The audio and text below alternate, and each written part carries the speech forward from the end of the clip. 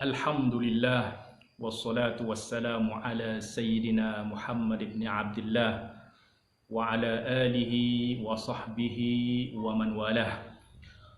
Rabbi shrah li sadri wa yassir li amri wahlul 'uqdatam min lisani yafqahu qawli. Subhanaka la ilma lana illa ma 'allamtana innaka antal alimul hakim. Rabbana atina min ladunka rahmatan wa hayyi' lana min amrina rasyada. Amma ba'd. Ikhwati al-a'izza, para musyahidin, mutabi'in, dan semua yang menyaksikan video ini, alhamdulillah kita bersyukur kehadirat Allah Subhanahu wa taala karena pada kesempatan ini di tengah dunia dilanda oleh wabah COVID-19, Allah Subhanahu wa taala masih memberikan kita nikmat berupa nikmat keafiatan, kesehatan. Allah Subhanahu wa taala masih menjaga iman kita, menjaga keislaman kita, ya, sehingga kehidupan ini dapat kita manfaatkan, kita dapat gunakan dengan sebaik mungkin dengan beribadah kepada Allah Subhanahu wa taala, meningkatkan tawakal kita kepada Allah Subhanahu wa taala. Dan alhamdulillah juga pada kesempatan ini kita dapat melanjutkan kajian hadis, kajian ilmu hadis yang sebelumnya telah kita mulai dan sempat terputus beberapa waktu, tetapi alhamdulillah berkat karunia Allah Subhanahu wa taala pada kesempatan ini kita dapat melanjutkannya, yaitu kajian tentang kitab Bulughul Umniyah fi Syarhi Al-Manzumah Al-Baiquniyah. Pada pertemuan sebelumnya kita telah selesai membahas tentang hadis dhaif. Hadis dhaif adalah hadis yang tidak memenuhi kriteria hadis sahih atau hadis hasan, atau tidak memenuhi syarat-syarat hadis sahih dan hadis hasan. Kriteria daripada hadis sahih atau hadis yang makbul itu ada 5 syarat dari hadis sahih, yaitu yang pertama adalah ittisalus sanad, bersambungnya sanad. Yang kedua adalah adalatur rawi, keadilan perawi. Yang ketiga adalah dhabtur rawi, kedhabitan dari perawi. Yang kelima adalah as-salamatu minasyudzuz, bahwa riwayat atau hadis tersebut selamat, terbebas dari syudzuz. Syudzuz ini adalah keasingan yang disebabkan oleh perbedaan riwayat antara orang yang sikoh dengan orang yang lebih sikoh. Maka keadaan ini dinamakan dengan syudzuz, ya, keasingan di dalam riwayat. Dan ini juga menyebabkan sebuah hadis menjadi dhaif. Kemudian yang kelima adalah as-salamatu minal illah al-qadihah. Hadis tersebut juga selamat dari illah. Illah ini adalah cacat tersembunyi yang kalau kita melihat kepada zahir hadis tersebut ataupun sanadnya terlihat seperti sahih, tidak ada masalah. Tetapi ternyata ada masalah yang tersembunyi, ada cacat yang tersembunyi yang tentu hanya diketahui oleh orang-orang tertentu, yaitu orang-orang yang betul-betul mendalam ilmunya di bidang ilmu ilal hadis. Baiklah, pada kesempatan ini kita akan masuk pada judul baru, pada pembahasan baru, yaitu bait yang ke-7, ya, penggalan pertama dari bait yang ke-7 tentang al-hadis al-marfu'. Qala an-nazimu rahimahullahu ta'ala wa ma udhifa lin-nabiyyil marfu'u. Dan hadis ataupun apa-apa hadis riwayat yang dinisbahkan, yang diidhafahkan, yang disandarkan kepada Nabi sallallahu alaihi wasallam itu dinamakan sebagai hadis marfu'. Asy-syarh.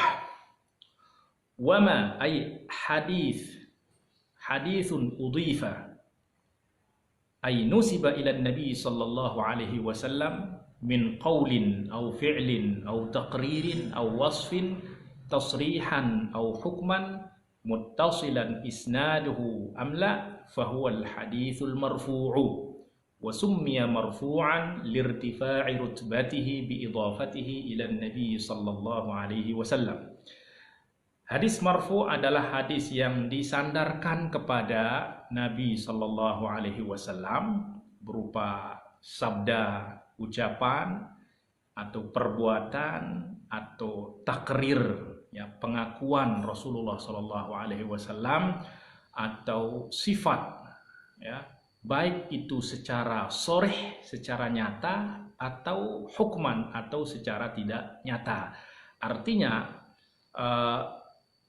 ada jenis hadis yang zohirnya seperti mauquf, tetapi hukumnya mauquf ini artinya ucapan sahabat, tetapi hukumnya marfu. Maka ini juga masuk di dalam istilah hadis marfu.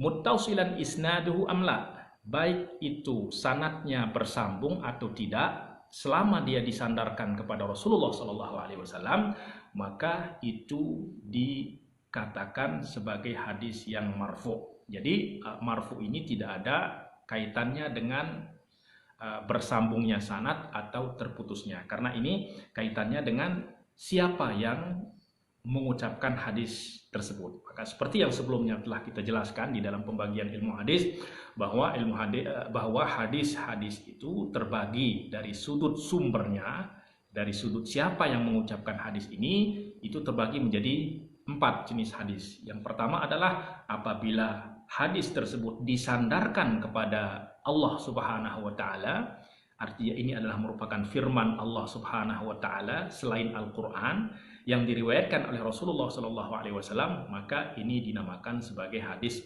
qudsi. Dan jika hadis tersebut disandarkan kepada Rasulullah sallallahu alaihi wasallam, yakni bahwa hadis ini adalah sabda Rasulullah, perbuatan Rasulullah, sifat Rasulullah sallallahu alaihi wasallam, takrir Rasulullah sallallahu alaihi wasallam, maka hadis tersebut dinamakan sebagai hadis marfu. Jika ucapan tersebut adalah ucapan khusus sahabat yang tidak ada kaitannya dengan cerita tentang Rasulullah, ya, atau perbuatan sahabat, ya, maka ini dinamakan sebagai hadis mauquf, ya. Kemudian hadis yang diucapkan oleh tabi'in, ya, yakni ucapan tabi'in itu sendiri atau perbuatan tabi'in sendiri, yaitu nasihat-nasihat tabi'in, maka ini dinamakan sebagai hadis maqtu'. Nah, maka marfu' ini sekali lagi tidak ada hubungannya tentang tersambungnya sanad atau tidak.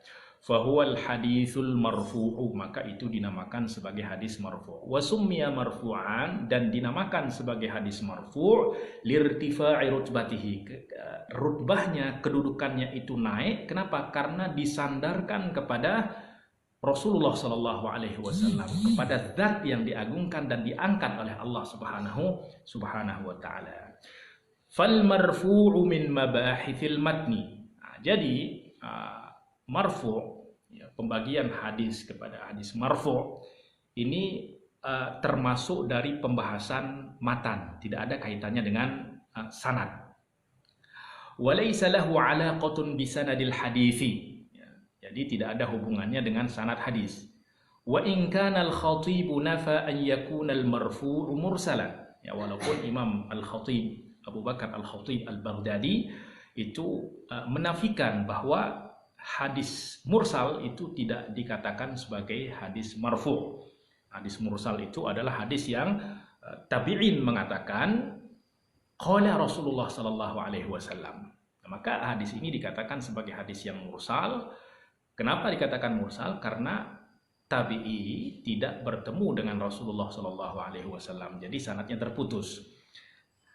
Nah, maka Imam Al-Khatib mengatakan bahwa hadis mursal ini tidak dimasukkan di dalam kategori hadis marfu. Kenapa? Karena li'annal marfu'a indahu, karena hadis marfu menurut Al-Khatib Al-Baghdadi, kama qalahu fil kifayah, seperti yang beliau sebutkan di dalam Al-Kifayatu fi ilmi riwayah, di dalam kitab beliau, safhah ya, halaman 58, al-marfu'u ma akhbara fihi as-sahabiyyu an qawli Rasulillah sallallahu alaihi wasallam au fi'lihi, bahwa hadis marfu' yakni menurut Imam Al-Khatib adalah hadis ataupun sesuatu yang dikhobarkan, diceritakan oleh sahabat tentang qaul, tentang ucapan atau perbuatan Rasulullah Sallallahu Alaihi Wasallam. Maka kalau menurut Imam Al-Khatib, hadis marfu' itu adalah hadis yang disampaikan oleh sahabat, artinya tidak terputus sanadnya. Qala al-Hafidz as-Sakhawi fi at-Tawdih al-Abhar li Tadhkirat Ibn al-Mulaqqin fi ilmi al-athar. Al-Hafidz as-Sakhawi di dalam kitab At-Tawdih al-Abhar li Tadhkirat Ibn al-Mulaqqin fi ilmi al-athar mengatakan fahadha takhsisum minhu bis-sahabati duna ghairihim. Artinya bahwa hadis marfu' menurut Imam Khatib itu dikhususkan pada khobar yang disampaikan oleh sahabat. Ya, yang selain sahabat itu tidak masuk di dalam definisi ataupun di dalam hadis marfu'. Fayakhruju ala dzalika al-mursalut tabi'i bal a'ammu min dzalika. Ya, artinya tidak termasuk mursal tabi'i di dalam hadis marfu'. Artinya tabi'i ketika mengatakan qala Rasulullah sallallahu alaihi wasallam, maka itu tidak termasuk di dalam hadis marfu' menurut Imam Al-Khatib. Wa hadza lam yajri alaihi istilahu ahli al-fanni. Tetapi perlu diketahui bahwa istilah yang dilontarkan oleh Imam Al-Khatib ini itu tidak disepakati di dalam istilah ahlu hadis. Karena menurut ahli hadis bahwa al-marfu' itu adalah semua hadis yang dinisbahkan kepada Rasulullah sallallahu alaihi wasallam, baik itu tersambung sanadnya atau terputus. Yang penting ada di dalam hadis tersebut mengatakan qala Rasulullah, fa'ala Rasulullah dan lain sebagainya, maka itu sudah dikatakan sebagai hadis yang marfu'.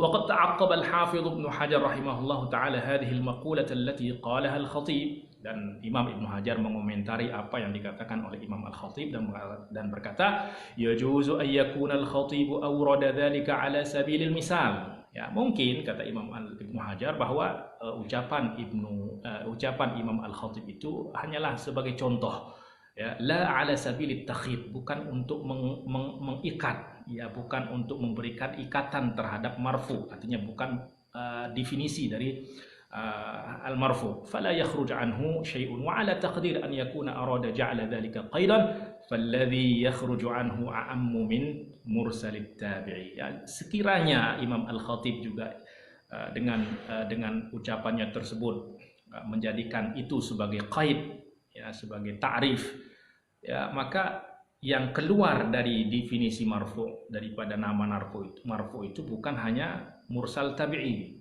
ya, tetapi juga mursal selainnya. Bal yakunu kullu ma udhifa ila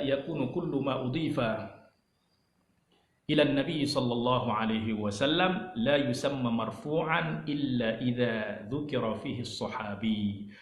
Tetapi menurut Imam Al-Khatib, kata Imam Ibnu Hajar, bahwa semua yang diidhafahkan kepada Rasulullah sallallahu alaihi wasallam tidak dinamakan marfu' kecuali jika disebutkan oleh sahabat.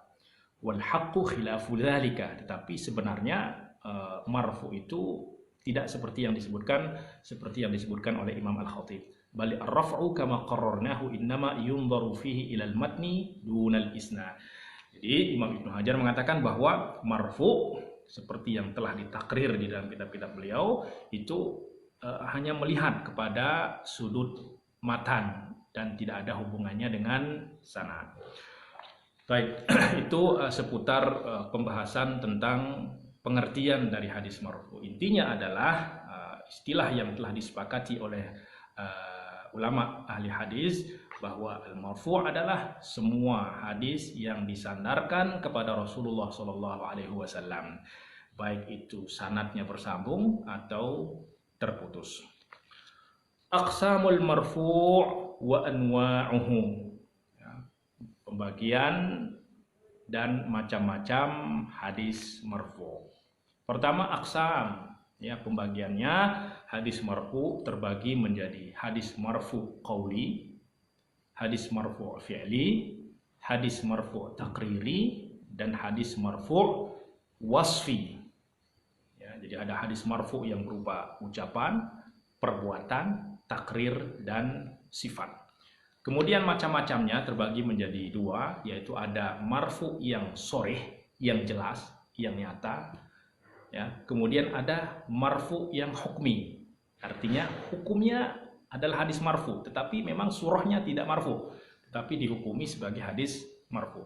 Baik, contohnya, awalan al-marfu'ul qawli, contoh dari marfu qawli, wa huwa ma udhifa ila nabi sallallahu alaihi wasallam min qawlihi, yaitu sesuatu yang disandarkan kepada Rasulullah sallallahu alaihi wasallam berupa ucapan sabda Rasulullah sallallahu alaihi wasallam. Contohnya, ma rawahu al-Bukhari qala haddatsana Ya'qub bin Ibrahim qala haddatsana Ibnu Ulayyah an Abdul Aziz ibn Suhaib an Anas radhiyallahu anhu qala qala an-nabiy sallallahu alaihi wa alihi wasallam la yu'minu ahadukum hatta akuna ahabba ilaihi min walidihi wa waladihi wan nasi ajma'in.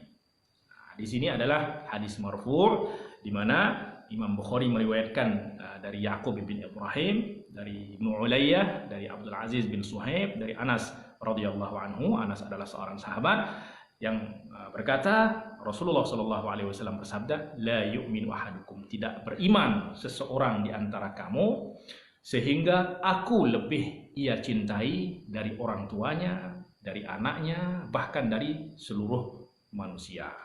Maka hadis ini adalah hadis marfu karena dinisbah marfu qauli, karena ini adalah ucapan sabda Rasulullah sallallahu alaihi wasallam. Yang kedua, al-marfu' al-fi'li.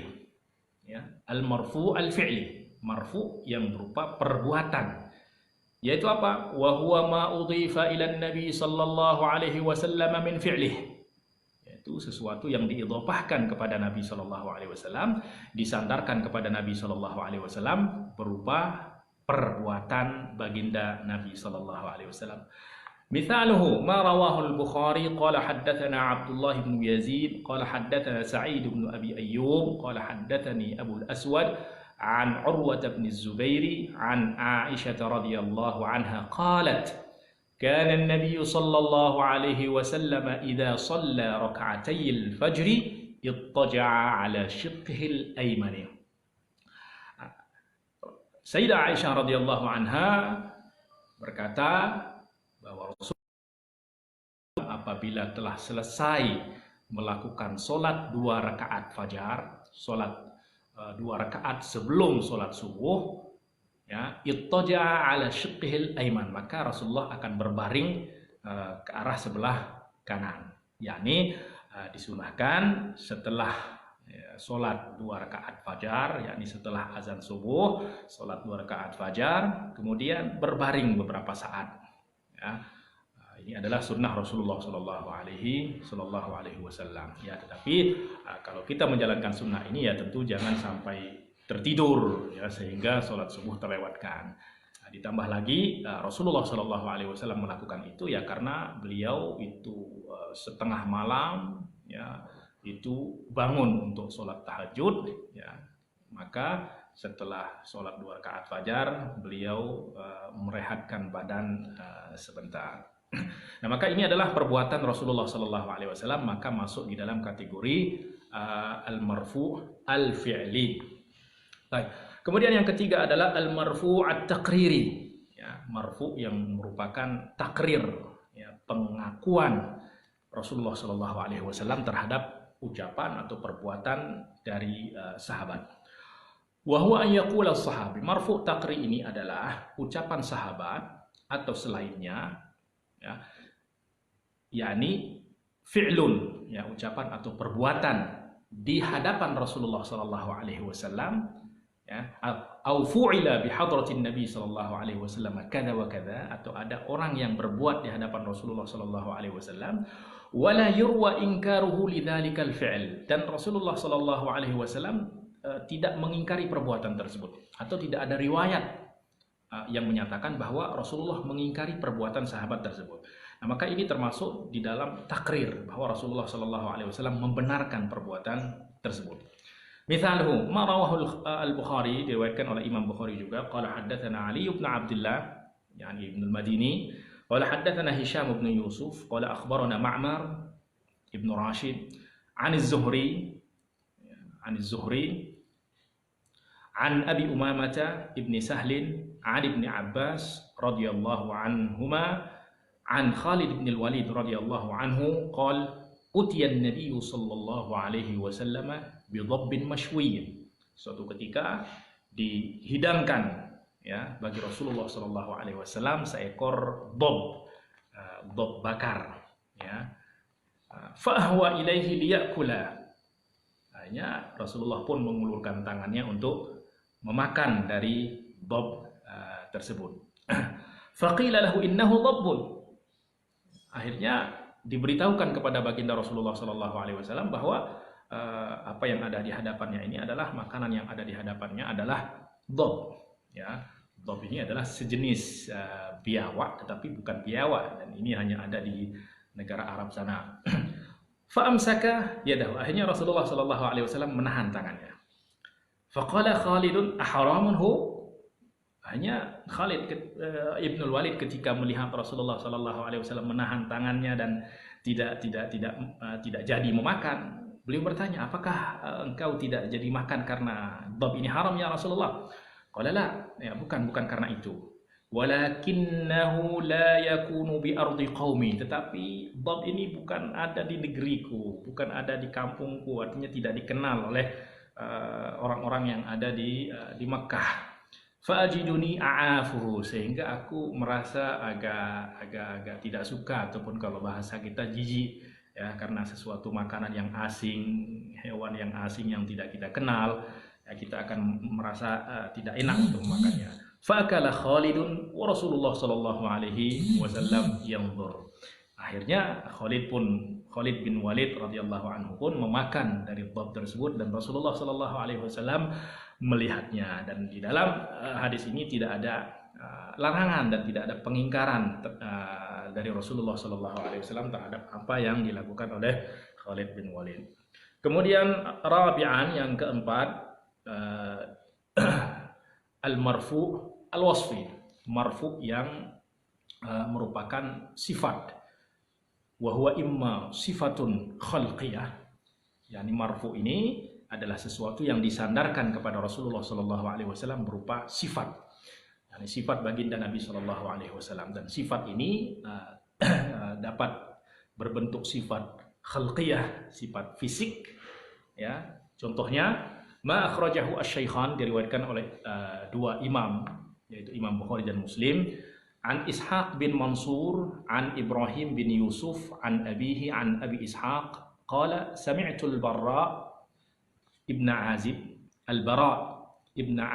radhiyallahu anhu yaqul kana Rasulullah sallallahu alaihi wasallam ahsanan nasi wajhan, bahwa Rasulullah sallallahu alaihi wasallam adalah orang yang paling tampan wajahnya, wa ahsanahu khalqan ya, dan orang yang paling sempurna fisiknya, penciptaannya. Laisa bit-tawilil ba'in, Rasulullah sallallahu alaihi wasallam tidak panjang ya, tidak jangkung ya, tidak terlalu tinggi yang berlebihan, wala bil qasir, dan juga tidak pendek ya, tetapi beliau sedang-sedang ya, tidak terlalu tinggi jangkung atau tidak pendek ya.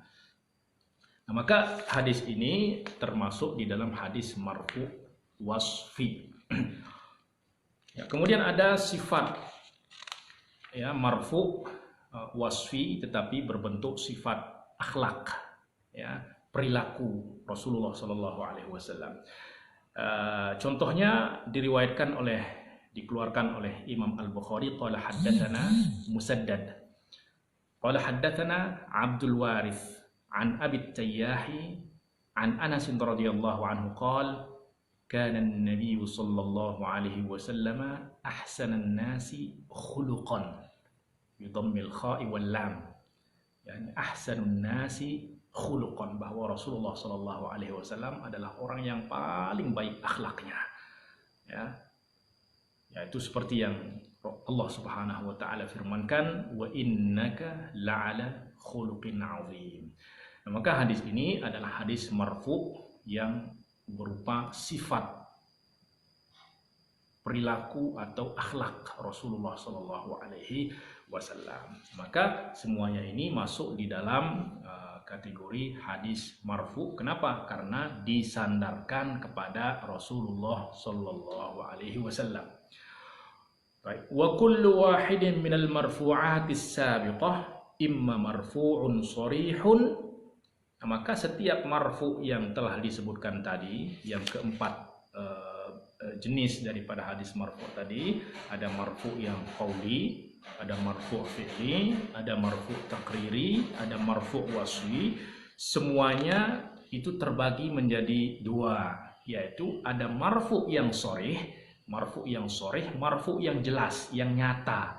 Yaitu semua contoh-contoh yang telah kita sebutkan tadi itu termasuk di dalam marfu yang sharih, yang jelas, ya. Karena jelas di sana para perawi yang berupa para perawi dari para sahabat mengatakan qala Rasulullah, kana Rasulullah, ya, atau fa'ala Rasulullah, dan seterusnya. Yang kedua, jadi hadis-hadis marfu itu ada kalanya dia sharih atau ada kala dia hukmi. Artinya apa? Dia tidak sharih, tidak jelas, ya, tidak jelas marfu, tetapi dihukum sebagai hadis marfu. Wa huwa anwa'un katsirah, dan ini macamnya banyak. Minha qaulus sahabi, di antaranya adalah ucapan sahabat yang mengatakan umirna bikadza. Apabila sahabat mengatakan kami diperintahkan untuk berbuat, nah, maka ini adalah ucapan sahabat, tetapi hukumnya adalah hukum hadis marfu. Kenapa? Karena yang memerintahkan adalah ya tidak lain melainkan Rasulullah sallallahu alaihi wasallam.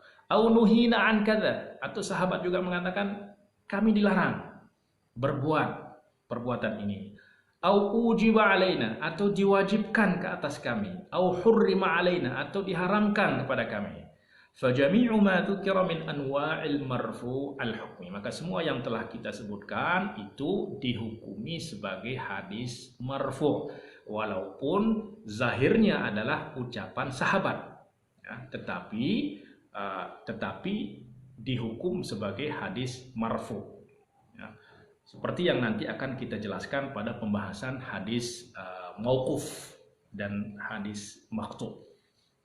Wadhalika lil ilmi bi anna al fa'il huwa an-nabiy sallallahu alaihi wasallam. Kenapa semua ucapan sahabat tadi dikatakan dihukumi sebagai hadis marfu? Karena ya di dalam ya perintah tadi, di dalam ucapan sahabat umirna, nuhina, ujiba alaina, hurrima alaina, diperintahkan kepada kami, kami dilarang, diwajibkan kepada kami, dilarang kepada kami. Nah, semuanya itu diketahui bahwa fa'ilnya adalah Nabi. Yang memerintahkan, yang melarang, yang mewajibkan, yang mengharamkan adalah Nabi Shallallahu Alaihi Wasallam. Jadi ada makna yang disandarkan kepada Rasulullah Shallallahu Alaihi Wasallam sehingga dia dihukumi sebagai hadis marfu'. وسيأتي بيانه بالتفصيل مع ذكر أمثلته في الكلام على الحديث الموقوف إن شاء الله تعالى, dan insya Allah akan ada keterangan penjelasannya dengan rinci, ya, beserta contoh masing-masing fil kalam ketika nanti kita berbicara tentang hadis mauquf insya Allah. Baik. Kemudian yang terakhir berkaitan dengan hadis marfu adalah hukmul hadis al-marfu. Apa hukum hadis marfu? Hukmul hadis al-marfu yakhtalifu biikhtilaf istifaihi syurutal qabuli aw ikhtilalihi fayakunu ikhtilalihi fiha faqad yakunu sahihan aw hasanan aw dhaifan. Jadi baik. Hukum hadis marfu ini tentu berbeda-beda ya, sesuai ya dengan sejauh mana dia memenuhi syarat-syarat atau memenuhi kriteria hadis-hadis yang makbul atau tidak memenuhi. Artinya kalau dia memenuhi hadis marfu ini, memenuhi kriteria hadis yang makbul, hadis yang diterima, hadis sahih, yaitu sanadnya bersambung, perawinya adil, dhabit, kemudian tidak ada illah, tidak ada syadz dan tidak ada illah, ya maka hadis marfu ini dikatakan sebagai hadis yang sahih. Tetapi jika ada salah satu dari syarat-syarat tersebut tidak terpenuhi, maka walaupun dinisbahkan kepada Rasulullah SAW, maka penisbahan itu adalah penisbahan yang dhaif. Ya, jadi hadis marfu ini bisa menjadi hadis yang sahih atau hadis hasan atau hadis dhaif. Maka ini pembahasan seputar hadis marfu'.